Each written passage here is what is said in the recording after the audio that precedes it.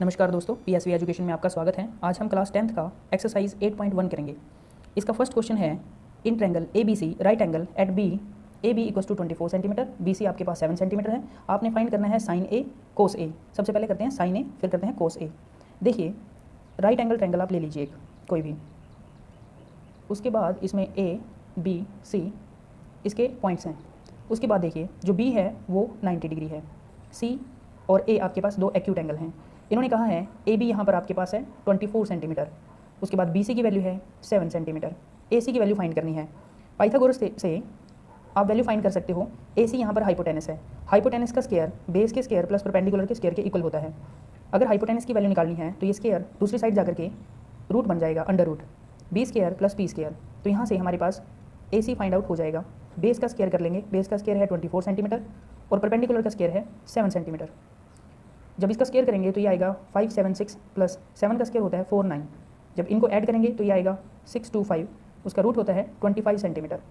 अब हमारे पास ए सी जो हाइपोटेनस है वो आ गया 25 सेंटीमीटर। अब देखिए, इन्होंने कहा है साइन ए की वैल्यू फाइंड कीजिए।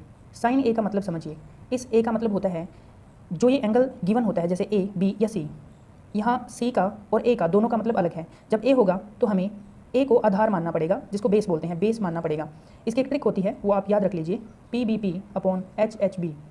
इससे आप किसी भी ट्रिग्नोमेट्री रेशियो को फाइंड आउट कर सकते हो। जैसे पहले नंबर पर आपका आता है साइन, फिर कोस, टेन, नीचे से ऊपर कोट, सीकेंट और ये कोसिकेंट। अगर आपने साइन ए फाइंड करना है, साइन ए का मतलब है परपेंडिकुलर अपॉन हाइपोटेनस, और परपेंडिकुलर हमारे पास है 7, क्योंकि ए की बात करी है तो ए आधार हो जाएगा, यानी कि बेस हो जाएगा, और ये रहेगा आपका परपेंडिकुलर, जिसको लंब बोलते हैं। तो इसने कहा है परपेंडिकुलर अपॉन हाइपोटेनस होगा साइन ए। तो परपेंडिकुलर हमारे पास है 7 और हाइपोटेनस है 25, तो 7/25 हो जाएगा साइन ए। इसी प्रकार से अगर हम कोस ए फाइंड करें तो कोस ए का मतलब होता है बेस अपॉन हाइपोटेनस, और ए की बात करी है तो आधार यही लेंगे, यानी कि बेस यही रहेगा, बेस अपॉन हाइपोटेनस। बेस है 24 और हाइपोटेनस है 25। इसी प्रकार से क्वेश्चन नंबर 2 है, जिसमें साइन सी की बात करी है। साइन सी का मतलब जो जिस साइड सी है वो हो जाएगा आपके पास बेस, और ये हो जाएगा परपेंडिकुलर। अब ये बेस रहेगा। साइन का मतलब होता है परपेंडिकुलर अपॉन हाइपोटेनस। परपेंडिकुलर हमारे पास रहेगा यहाँ ये 24, और हाइपोटेनस आपके पास सेम रहता है दोनों केसेस में, 25 हो जाएगा। उसके बाद अगर हम बात करें कोस सी की, तो कोस सी आपके पास रहेगा बेस अपॉन हाइपोटेनस। बेस है आपके पास सी में, बेस है 7 और हाइपोटेनस आपके पास रहेगा 25, तो ये हो जाएगा 7/25। उसके बाद क्वेश्चन नंबर 2 कहाँ है? क्वेश्चन नंबर 2 में इन्होंने ये कहा है, ध्यान से देखिए, क्वेश्चन नंबर 2 है, इन ए फिगर 8.13, यानी कि यहाँ आपको दिखाया गया है क्यू आर की वैल्यू निकालनी है। क्यू पी की वैल्यू दी हुई है और हाइपोटेनस दिया हुआ है पी आर। तो हमने वैल्यू फाइंड करनी है 10 पी माइनस कोट आर की। तो देखिए, 10 पी माइनस कोट आर की वैल्यू फाइंड करते हैं। 10 का मतलब क्या होता है, और पी जिस साइड रहेगा आपका, पी जिस साइड रहेगा वो बेस हो जाएगा। तो सबसे पहले हम यहाँ पर क्यू आर फाइंड आउट कर लेते हैं। जो ये क्यू आर है ये फाइंड आउट हो जाएगा। ध्यान से देखिए, इसमें क्यू आर की जो वैल्यू रहेगी वो है हमारे पास बेस, और बेस को फाइंड करने के लिए हाइपोटेनस के स्केयर में से आपको परपेंडिकुलर का स्केयर माइनस करना होता है। हाइपोटेनस हमारे पास 13 है, 13 दिया है, उसका स्केयर में से अगर हम परपेंडिकुलर का स्केयर जो है 12 उसको माइनस करेंगे, 13 का स्केयर होता है 169, 12 का स्केयर होता है 144, तो ये आपके पास 25 आ जाएगा, जिसका रूट होगा 5 सेंटीमीटर। उसके बाद हमारे पास क्यू आर आ चुका है जो है 5 सेंटीमीटर। अब क्या करते हैं, देखिए ये जो ट्रेंगल है आपके पास, इसमें क्यू आर की वैल्यू 5 सेंटीमीटर आ चुकी है और पी आर की वैल्यू 13 सेंटीमीटर थी, और ये था 12 सेंटीमीटर। अब उसने कहा है 10 P minus cot R. 10 P का मतलब क्या होता है, अब यहाँ ध्यान से देखिए, इस यहाँ है परपेंडिकुलर अपॉन बेस, जिसको 10 बोलते हैं, और परपेंडिकुलर हमारे पास पी में अगर वो बात करेगा तो पी ये बेस रहेगा और ये परपेंडिकुलर रहेगा। तो परपेंडिकुलर अपॉन बेस 10 होता है। 10 पी की बात करेगा तो परपेंडिकुलर ये रहेगा और बेस रहेगा 12। तो हमारे पास 10 पी की वैल्यू रहेगी 5/12। उसके बाद अगर हम बात करें कोट आर माइनस करने की, तो कोट आर की वैल्यू हमारे पास रहेगी, जहाँ आर है वो बेस रहेगा, और कोट का मतलब होता है ये बेस अपॉन परपेंडिकुलर। अगर ये बेस है तो ये परपेंडिकुलर रहेगा, तो यहाँ भी वैल्यू 5/12 रहेगी। वैल्यू फाइंड आउट करनी है 10 पी में से कोट आर माइनस, दोनों सेम हैं, तो आप 5/12 माइनस 5/12 कर सकते हो, जिसकी वैल्यू है 0। ये 10 पी माइनस कोट आर की वैल्यू है। ये है क्वेश्चन नंबर 3, और इसमें कहा है साइन ए की वैल्यू है 3/4। आप सबसे पहले एक ट्रायंगल ड्रॉ कीजिए जिसमें ए बी सी उसके पॉइंट्स ड्रॉ कर लीजिए। साइन का मतलब, अब ध्यान से समझिए, साइन का मतलब होता है परपेंडिकुलर अपॉन हाइपोटेनस। तो हमें परपेंडिकुलर और हाइपोटेनस गिवन है और बेस निकालना है। परपेंडिकुलर रहेगा 3 और हाइपोटेनस हो जाएगा 4। जब हम ये फाइंड आउट करेंगे ए बी, इसका मतलब होता है बेस, और बेस को फाइंड आउट करने के लिए हाइपोटेनस का स्केयर माइनस परपेंडिकुलर का स्केयर होता है। हाइपोटेनस का स्केयर है 4, जिसका स्क्वायर करेंगे और परपेंडिकुलर का स्केयर करेंगे माइनस हाइपोटेनस के स्केयर में से 16 माइनस 9 रहेगा, जिसको √7 लिख सकते हैं। उसके बाद एक सेकेंड रुकिए, उसके बाद √7 आपके पास बेस आ चुका है। अब देखिए इन्होंने कहा है कोस ए और tan a फाइंड कीजिए। कोस ए का मतलब देखिए PBP अपॉन HHB से बेस होता है, सॉरी कोस होता है बेस अपॉन हाइपोटेनस। तो आप कोस ए फाइंड आउट कर सकते हो। बेस हमारे पास है √7 और हाइपोटेनस है 4। उसके बाद इन्होंने कहा है tan a की वैल्यू आपके पास रहेगी परपेंडिकुलर अपॉन बेस, और परपेंडिकुलर आपके पास है 3 और बेस हमारे पास है √7। उसके बाद क्वेश्चन नंबर 4 देखिए। क्वेश्चन नंबर 4 में गिवन है 15 cot a इक्वल्स टू 8 और आपने फाइंड करना है sin a और secant a की वैल्यू। ये भी बिल्कुल इजी है, आप cot a की वैल्यू फाइंड कर लीजिए, 8/15 आएगी और यहाँ से sin a। सबसे पहले cot a को समझिए। cot a का मतलब होता है ये बेस अपॉन परपेंडिकुलर। तो बेस आप एक ट्रायंगल ड्रॉ कीजिए और उसमें ABC बेस लीजिए। बेस आपके पास है 8 और परपेंडिकुलर है 15। अगर आपको हाइपोटेनस निकालना है तो हाइपोटेनस का फॉर्मूला सेम आपके पास वो रहेगा, base square plus perpendicular square. तो आपके पास बेस है 8, उसका स्केयर कर लीजिए और परपेंडिकुलर का स्केयर रहेगा 15। हाइपोटेनस की वैल्यू आपके पास इसका स्केयर हो जाएगा 464 और 15 को लिखते हैं 225, जिसका रूट हो जाएगा जोड़ने के बाद 289 यानी कि 17 सेंटीमीटर। अब आपके पास 17 सेंटीमीटर AC आ चुका है, हाइपोटेनस आ चुका है और sin A और secant A इजीली फाइंड किए जा सकते हैं। sin A को लिखा जा सकता है परपेंडिकुलर अपॉन हाइपोटेनस।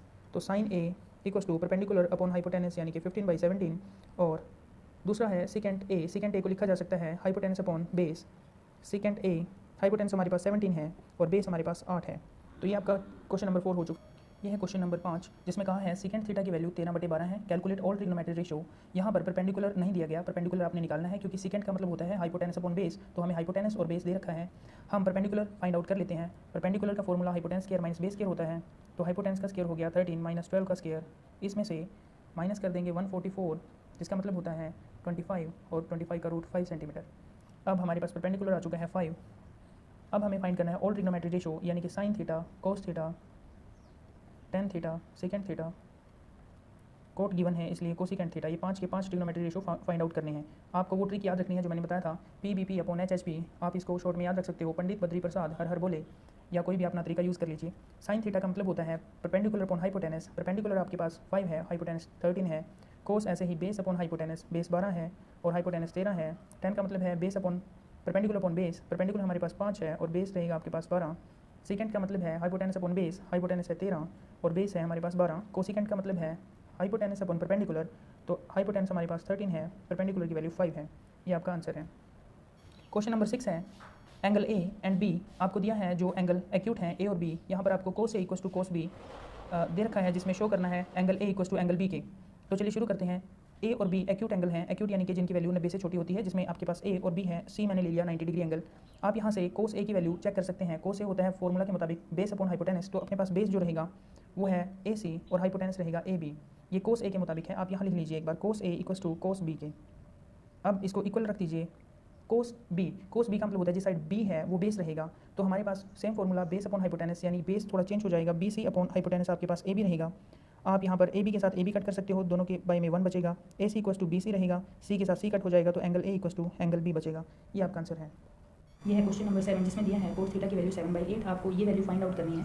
देखिए कोड का मतलब होता है, यहाँ से देखिए कोड का मतलब होता है बेस अपॉन परपेंडिकुलर। तो अपने पास दे रखा है बेस अपॉन परपेंडिकुलर, बेस हम लिख देते हैं 7 और परपेंडिकुलर रहेगा 8। जब हम हाइपोटेनस फाइंड आउट करेंगे तो हाइपोटेनस का फॉर्मूला होता है बेस का स्क्वायर प्लस परपेंडिकुलर का स्क्वायर। तो आपके पास ये रहेगा 7 स्क्वायर प्लस 8 8 64 या फिर 8 स्क्वायर लिख सकते हो। उसके बाद 49 प्लस 69 64, तो इसका सम हो जाएगा 113। रूट 113 आपके पास आ चुका है हाइपोटेनस। अब आपने ये वैल्यू यहाँ रख देनी है, जिसमें साइन थीटा की वैल्यू सबसे पहले फाइंड आउट कर लेते हैं, क्योंकि साइन थीटा की जरूरत है। साइन थीटा को बोलते हैं इस फॉर्मूला से परपेंडिकुलर अपॉन हाइपोटेनस, और यहाँ परपेंडिकुलर की वैल्यू है 8 और हाइपोटेनस आपके पास है 113। कोस थीटा की वैल्यू आपके पास है बेस अपॉन हाइपोटेनस, बेस आपके पास है 7 बाई हाइपोटेनस की वैल्यू है 113। अब ये वैल्यूज़ यहाँ पुट कर देते हैं इस फॉर्मूला में, तो देखते हैं, सॉरी फॉर्मूला में नहीं, इस क्वेश्चन में पुट कर देते हैं। 1 प्लस साइन थीटा की वैल्यू रहेगी 8/113, और यहाँ पर सिर्फ साइन चेंज होगा माइनस का, बाकी वैल्यू सेम रहेगी, अपॉन 1 प्लस कोस की वैल्यू रहेगी 7/√113, 1 प्लस 7/√113। अब यहाँ एक आइडेंटिटी का यूज़ हो सकता है। देखिए a minus P, A plus P, ये प्लस है ये माइनस है, यहाँ पर ये प्लस है ये माइनस है, तो इसको A square minus B square identity का यूज़ करते हुए सोल्व करेंगे, जिसमें 1 को 1 के साथ मल्टीप्लाई करेंगे 1 माइनस 8 8 64। जब हम किसी भी रूट वाली टर्म से मल्टीप्लाई करते हैं तो आपके पास बस वही टर्म बचती है। सेम इसी प्रकार से ये हो जाएगा 7 7 49 बाई 113, जिसको सोल्व करने के बाद आपके पास 113 minus 64 divide by 113 upon 113 minus 49 upon 113, जिसमें ये कट हो जाएगा और आपके पास फाइनल आंसर आएगा 64 बाई 49। अब इसका सेकंड क्वेश्चन देख लेते हैं।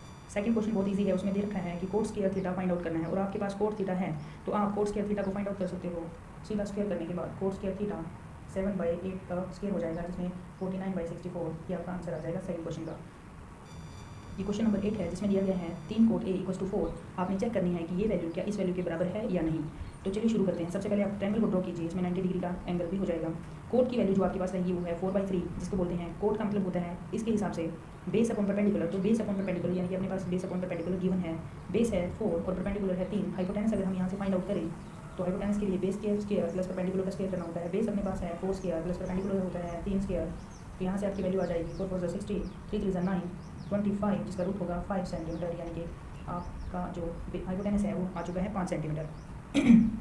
अब देखिए इस यहाँ वैल्यू को रख देते हैं 1 माइनस 10 की जो वैल्यू आपके पास रहेगी उसको 1 बाई कोट भी लिख सकते हैं, या फिर जो कोट की वैल्यू होती है उसको 1 बाई 10 लिख सकते हैं। कोट की वैल्यू अपने पास है 4/3, इसका रेसिप्रोकल अगर कर देंगे तो 10 की वैल्यू डायरेक्ट आ जाएगी, तो इसको लिख सकते हैं 3/4, उसका स्क्वायर कर लीजिए अपॉन में 1 प्लस सेम वैल्यू 1 प्लस 3/4 का स्क्वायर कर लीजिए इक्वल्स टू कोस की वैल्यू यहाँ से फाइंड आउट हो सकती है, जिसको बोलते हैं बेस अपॉन हाइपोटेनस, और बेस अपने पास है 4, तो 4 बाई हाइपोटेनस है 5, स्क्वायर कर देंगे माइनस, देखिए बेस को बोलते हैं बेस अपॉन हाइपोटेनस, सॉरी कोस ए को बोलते हैं बेस अपॉन हाइपोटेनस। बेस अपने पास 4 है, हाइपोटेनस 5 है, और दूसरी वैल्यू साइन ए की, साइन का मतलब होता है परपेंडिकुलर अपॉन हाइपोटेनस। परपेंडिकुलर है 3 और हाइपोटेनस है 5, उसका स्क्वायर कर लीजिए। अब इसको सोल्व करते हैं, जिसमें 1 माइनस 3 3 9 4 4 16 अपॉन, यहाँ पर जब इसको सोल्व किया 1 माइनस 9/16 और ये 1 प्लस 9/16 आ चुका है। यहाँ पर कैल्शियम लेने के बाद 25 और ऊपर की टर्म्स 4 4 16 3 3 9, जब सोल्व किया तो 7/25 और ये भी 7/25, यानी कि left hand side equals to right hand side आ चुका है, जिसे हम बोल सकते हैं कि जो वैल्यू इन्होंने पूछी थी ये इक्वल है या नहीं, तो हम लिखेंगे येस ये वैल्यूज इक्वल हैं। ये है आपका क्वेश्चन नंबर 9, जिसमें कहा है in a triangle ABC right angle जो है आपके पास वो है B। अगर 10A की वैल्यू 1/√3 है, जिसको हम परपेंडिकुलर अपॉन बेस बोलते हैं, तो आपने ये दो वैल्यूज फाइंड करनी है। दो क्वेश्चन हैं आपके। पहला क्वेश्चन देखिए, जब हम 10A को परपेंडिकुलर अपॉन बेस लिखते हैं, इसका मतलब ट्रायंगल के हिसाब से परपेंडिकुलर की वैल्यू अपने पास है 1 और बेस के हिसाब से √3 रहेगा। अगर हाइपोटेनस हमें फाइंड आउट करना है, यहाँ ABC नाम दे देते हैं, AC का मतलब होता है हाइपोटेनस यहाँ पर, तो इसमें AB यानी कि बेस और BC यानी कि परपेंडिकुलर का स्क्वायर अपने पास रहेगा √3 का स्क्वायर प्लस 1 का स्क्वायर इक्वल्स टू √3 को बोलते हैं 3, जब स्क्वायर के साथ रूट कट जाता है, और 1 जोड़ने के बाद आपके पास बचेगा 2, यानी कि 4 का √2 हो जाएगा, तो ये हमारे पास है 2। अब हमें फाइंड करनी है वैल्यू साइन ए की। साइन का मतलब PBP अपॉन HHB से परपेंडिकुलर अपॉन हाइपोटेनस होता है, और परपेंडिकुलर अपने पास है 1, हाइपोटेनस की वैल्यू है 2। इसी प्रकार से कोस C की वैल्यू फाइंड कीजिए। कोस C का मतलब है जिस साइड C है वो बेस हो जाएगा, और कोस को बोलते हैं बेस अपॉन परपेंडिकुलर, तो बेस ये है और परपेंडिकुलर अपने पास ये रहेगा, तो 1/√3 हो जाएगा। Base upon hypotenuse, sorry base upon hypotenuse है इसलिए हाइपोटेनस रहेगा 2, और यहाँ पर इसी प्रकार से कोस A की वैल्यू फाइंड आउट कर लीजिए। कोस A को बोलते हैं बेस अपॉन हाइपोटेनस, A इस साइड है तो बेस अपॉन हाइपोटेनस यानी कि √3/2।